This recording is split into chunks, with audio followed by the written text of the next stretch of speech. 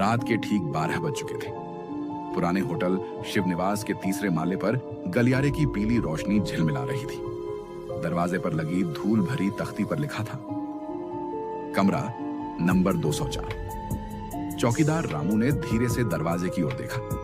अंदर से हल्की आहटें आ रही थीं, जैसे कोई धीरे धीरे चल रहा हो। मगर उस कमरे की चाबी तो पिछले 3 सालों से खो गई थी और वहां कोई ठहरता भी नहीं था। रामू ने झिझकते हुए कान लगाया। अंदर से धीमे कदमों की आवाज आई, फिर जैसे कोई दीवार पर नाखून रगड़ रहा हो। डर के मारे उसका पसीना ठंडा पड़ गया। उसने झटके से पीछे हटते हुए नीचे लॉबी में बैठे मालिक मिश्रा जी को पुकारा। साहब, 204 में फिर से आवाजें आ रही हैं। मिश्रा जी ने गहरी सांस ली।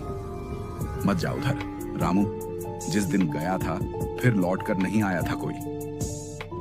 कहानी लौटती है 3 साल पहले की एक बरसाती रात पर। उस दिन एक अजनबी युवक होटल में आया था। नाम बताया था विक्रम सिंह।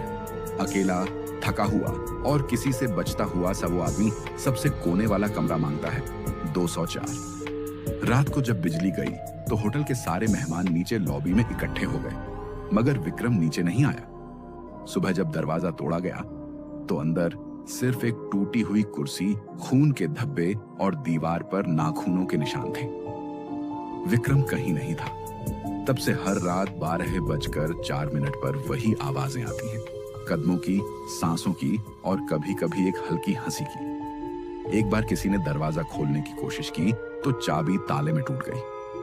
अब वहां हमेशा एक जंग लगा ताला लटकता है, लेकिन अंदर से हल्की रोशनी झिलमिलाती रहती है। आज फिर वही समय था, 12:04। रामू ने डरते हुए ऊपर देखा। ताले के पीछे से किसी ने दरवाजा हल्के से खटखटाया। थक थक थक। रामू जम गया। उसकी सांसें थम गई। भीतर से एक थकी हुई आवाज आई, दरवाजा खोलो, मुझे यहां से जाना है। रामू ने पीछे मुड़कर देखा। नीचे लॉबी की लाइट अपने आप बुझ चुकी थी। गलियारे में अब सिर्फ एक ही रोशनी थी। कमरा नंबर 204 की तख्ती से निकलती हुई वह रोशनी धीरे धीरे लाल चमकने लगी। अगली सुबह होटल में रामू कहीं नहीं मिला। अब दरवाजे के अंदर से 2 आवाजें सुनाई देती हैं, एक भारी और एक कमजोर। लोग कहते हैं जो भी उस कमरे की पुकार सुन लेता है वो वहीं रह जाता है, हमेशा के लिए किसी और के इंतजार में।